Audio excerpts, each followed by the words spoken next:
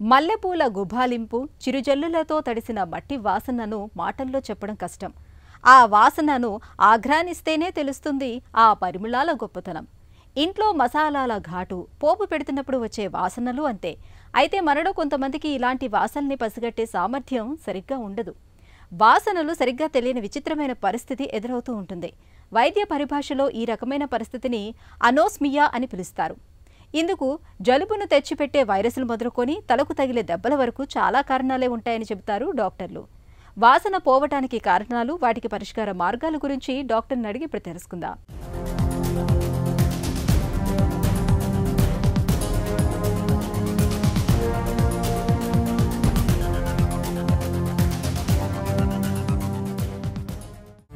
వాసన సామర్థ్యం ఎందుకు అవసరం? వాసన అనేది మనకి చాలా ఇంపార్టెంట్ అండి. వాసన ఉంటేనే మనం ఆ ప్రదేశాన్ని కానీ ఆ వస్తువును కానీ మనం పూర్తిగా ఎంజాయ్ చేయగలుగుతాం. అలానే వాసన అనేది ఎస్పెషలీ మనము ఫుడ్ తీసుకునేటప్పుడు, అన్నం తినేటప్పుడు వాసన లేకపోతే మనకు టేస్ట్ సెన్సేషన్ కూడా ఉండదండి. అందువలన ఫుడ్ తీసుకోవటానికి కూడా ఇష్టపడం. అంటే వాసన అనేది మనకు ఆనందాన్ని ఇవ్వటము, అక్కడ ఇంట్రెస్ట్ని పెంచడమే కాకుండా మనకి టేస్ట్ సెన్సేషన్ని, ఎపిటైట్ని ఇంక్రీజ్ చేసి మనం ఆహారం తీసుకునేటట్టు చేస్తుంది. ఈ వాసన అనేది తగ్గినా లేకపోయినా చాలామంది లైఫ్ని ఎంజాయ్ చేయలేమంటారండి. వాళ్ళు ఏమంటే వాసన తగ్గిందండి, చాలా నిరుత్సాహంగా ఉన్నాం, ఏమీ తినాలనిపించలేదు, ఏ పని చేయాలనిపించలేదు. ఇలా ఈ వాసన తగ్గటం అనేది మనిషికి ఎపటైట్ని, టేస్ట్ని తగ్గటమే కాకుండా సైకలాజికల్గా కూడా లైఫ్ మీద ఇంట్రెస్ట్ని కానీ సరౌండింగ్స్ మీద ఇంట్రెస్ట్ని కానీ కోల్పోయేటట్టు చేస్తుంది. అనాస్మియా అంటే ఏంటి?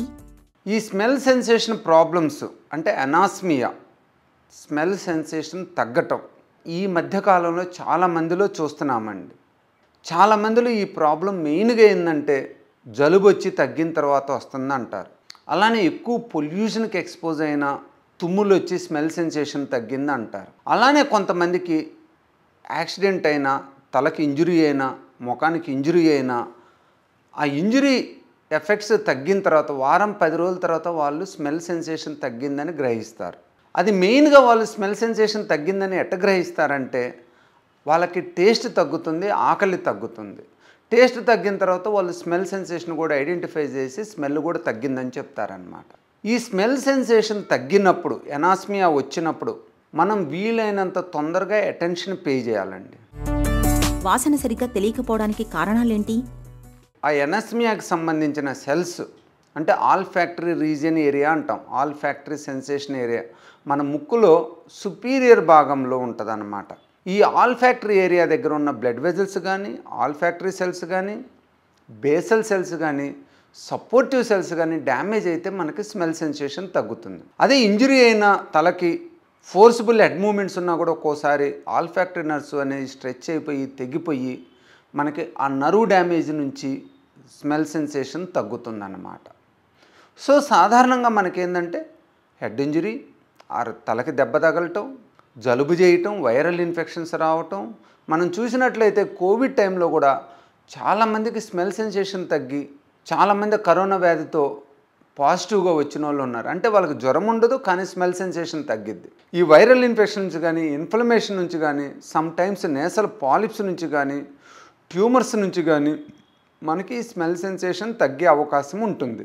కొంతమంది స్పెసిఫిక్గా వస్తారు, ఏమంటే మేము ముక్కులో ఎలర్జీ స్ప్రేలు ఇచ్చినా, ఎలర్జీ ట్యాబ్లెట్స్ వాడినా ఎమ్మటే స్మెల్ సెన్సేషన్ వస్తుంది, తర్వాత మళ్ళీ 1-2 రోజుల తర్వాత స్మెల్ సెన్సేషన్ తగ్గుతుందండి. అంటే వీళ్ళకి బేసిక్గా ఏంటంటే బయటున్న పొల్యూటెంట్స్ నుంచి, ఎలర్జెన్స్ నుంచి ఆ ముక్కులో ఉన్న మ్యూకోజా, టర్బినేట్ కావచ్చు, ఆల్ఫాక్టరీ ఏరియా కావచ్చు, అక్కడ ఎడీమా వచ్చి స్మెల్ సెన్సేషన్ తగ్గుతుందన్నమాట. వాసన సామర్థ్యం తగ్గడాన్ని ఎప్పుడు పట్టించుకోవాలి? చాలామంది ఏమనుకుంటారంటే జలుబు నుంచి వచ్చింది కదా, జలుబు తగ్గంలోనే స్మెల్ సెన్సేషన్ కూడా ఇంప్రూవ్ అయ్యిద్ది అనుకుంటారు. చాలామందిలో ఇంప్రూవ్ కావచ్చండి, కొంతమందిలో ఇంప్రూవ్ కాకపోవటానికి అవకాశం ఉంటుంది. జలుబు వచ్చి స్మెల్ సెన్సేషన్ తగ్గితే ఇమ్మీడియట్గా డాక్టర్ గారిని సంప్రదించండి. ఎందుకంటే ఆ ఇన్ఫ్లమేషన్ మనం కనుక ఇమ్మీడియట్గా తగ్గిపోయినట్లయితే, ఆ ఇన్ఫ్లమేషన్ తగ్గించుకోకపోయినట్లయితే దానివల్ల cells, olfactory cells, basal cells, blood vessels, olfactory nerves damage అయ్యి తర్వాత ఒక్కోసారి ఆ స్మెల్ సెన్సేషన్ రికవరీ కూడా కాదనమాట. ఎందుకంటే మనం ఫస్ట్ ఇచ్చే 5-10 రోజుల ట్రీట్మెంట్ అనేది చాలా ఇంపార్టెంట్ మనకి ఈ స్మెల్ సెన్సేషన్ రికవరీ కావటానికి. వాసన సామర్థ్యం తగ్గినప్పుడు ఎలాంటి పరీక్షలు చేస్తారు? ఎప్పుడైనా స్మెల్ సెన్సేషన్ తగ్గినప్పుడు డాక్టర్ ఫస్ట్ ఎండోస్కోపీ ఎగ్జామినేషన్ ద్వారా ముక్కును పరీక్ష చేసుకుంటారు. బేసిక్గా ముక్కులో ఆల్ఫాక్టరీ ఏరియాకి సంబంధించిన దగ్గర అంటే superior portion of the nasal క్యావిటీలో ఆల్ఫాక్టరీ రీజన్ ఎట్లా ఉంది, అక్కడ ఏమైనా ముక్కు బోన్ వంకర కానీ టర్బినేట్ హైపర్ట్రోఫీ కానీ అలానే పాలిప్స్ కానీ ఏమైనా ఉన్నాయేమో చూసుకుంటారు. ఎందుకంటే అబ్స్ట్రక్షన్ ఉన్నా కూడా మనకు అక్కడ స్మెల్ సెన్సేషన్ తగ్గుతుంది. అలానే అవసరమైతే సిటీ స్కాన్ ద్వారా ముక్కులో సైనస్ ప్రాబ్లం ఏమైనా ఉందా, అలానే రేర్ సిచ్యువేషన్లో ట్యూమర్స్ ఏమైనా ఉన్నాయి అనేది చెక్ చేసుకోవాలి. ఎప్పుడైనా కూడా జలుబు లేకుండా స్మెల్ సెన్సేషన్ తగ్గితే ఖచ్చితంగా ఎంఆర్ఐ చేయించుకోవటం మంచిదండి. ఎందుకంటే ఎంఆర్ఐలో ఆల్ఫాక్టరీ బల్బ్ ఏరియా ఎట్టుందనేది తెలుసుకోవటం important. Olfactory bulb area size తగ్గుతుందంటే మనకి ఆల్ఫాక్షన్ తగ్గుతుందని అర్థం. దానికి మనం ఇమ్మీడియట్గా ట్రీట్మెంట్ తీసుకోకపోతే అవి ఇంకా ష్రింక్ అయిపోయి స్మెల్ సెన్సేషన్ పూర్తిగా తగ్గే అవకాశం ఉంటుంది, పర్మనెంట్గా కూడా తగ్గే అవకాశం ఉంటుంది.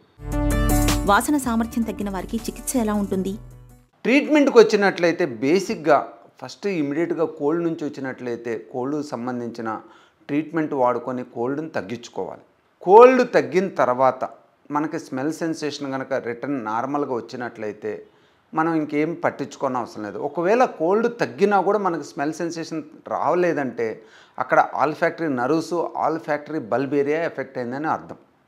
సో మనం ఎంఆర్ఐ ద్వారా ఆల్ఫాక్టరీ బల్బ్ సైజ్ ఎంత ఉందో తెలుసుకొని అక్కడ ఆల్ఫాక్టరీ రీజియన్లో మనం ఆ olfactory cells basal cells blood vessels recovery కావడానికి ప్లేట్లెట్ రిచ్ ప్లాస్మా ఇంజెక్షన్ ఇచ్చుకుంటా, దానితో పాటు nasal spray anti inflammatory steroid spray ఇచ్చుకుంటా, యాంటీ హిస్టమినిక్స్ ఇచ్చినట్లయితే యూజువల్గా ఎక్కువ మందిలో ఈ స్మెల్ సెన్సేషన్ రికవరీ అయ్యింది. ఎందుకంటే ఈ మధ్యలో కొంతమందిలో ఈవెన్ 5-10 సంవత్సరాలు స్మెల్ సెన్సేషన్ తగ్గిన వాళ్ళలో కూడా ప్లేట్లెట్ రిచ్ ప్లాస్మా ఇంజెక్షన్ ఇచ్చిన తర్వాత కొంతమందిలో పార్షియల్గా కానీ మెజారిటీ ఆఫ్ స్మెల్ సెన్సేషన్ కానీ రికవరీ కావటం చూసాం. పిఆర్పి థెరపీ అంటే ఏంటి? దీంతో వాసన సామర్థ్యం తిరిగి వస్తుందా? ఈ ప్లేట్లెట్ రిచ్ ప్లాస్మా థెరపీ అనేది కొత్తగా మొదలుపెట్టాము. గత 2 సంవత్సరాల నుంచి ఇస్తున్నాము. దీంట్లో పేషెంట్ బ్లడ్ నుంచే ప్లేట్లెట్ రిచ్ ప్లాస్మాని తయారు చేసి దాన్ని ముక్కులో ఆల్ఫాక్టరీ ఏరియా దగ్గర ఇంజెక్షన్ ఇస్తాం అనమాట. దీనివల్ల ఎలాంటి సైడ్ ఎఫెక్ట్స్ లేవు. దీనివల్ల ఏ మాత్రం అవకాశం ఉన్నా కూడా మనకు ఆ స్మెల్ సెన్సేషన్ రికవరీ అయ్యే అవకాశం ఉంటుందన్నమాట. కొంతమందిలో డీవియేటెడ్ నేసల్ సెప్టమ్ ద్వారా నేసల్ పాలిప్స్ ద్వారా ఎలర్జీ ద్వారా స్మెల్ సెన్సేషన్ తగ్గే అవకాశం ఉంటుంది. వీళ్ళల్లో కూడా మనం వీలైనంత తొందరగా వాళ్ళకి అబ్స్ట్రక్టివ్ పెథాలజీ తీసేసినట్లయితే సెప్టోప్లాస్టీ ద్వారా కానీ టర్బినోప్లాస్టీ ద్వారా కానీ ఫెస్ సర్జరీ ద్వారా పాలిప్స్ని తీసేసినట్లయితే స్మెల్ సెన్సేషన్ వచ్చే అవకాశం ఉంటుంది. ఒకవేళ ఆ తర్వాత కూడా రానట్లయితే మనం కనుక ప్లేట్లెట్ రిచ్ ప్లాస్మా ఇంజెక్షన్స్ ఇచ్చినట్లయితే ఎక్కువ మందిలో స్మెల్ సెన్సేషన్ రికవరీ అవుతుంది అన్నమాట. వాసన తెలియకపోవటం అనేది చాలా సందర్భాల్లో తాత్కాలికంగానే ఉంటుంది. అయితే కొంతమందిలో వారాలు గడుస్తున్నా వాసన తెలియని పరిస్థితి ఉంటుంది. ఇలాంటప్పుడు ఆలస్యం చేయకుండా వైద్య సాయం తీసుకోవాలి. మందులు, స్ప్రేలు అవసరమైతే సర్జరీ చేయడం ద్వారా డాక్టర్లు తిరిగి వాసన సామర్థ్యాన్ని తీసుకొస్తారు.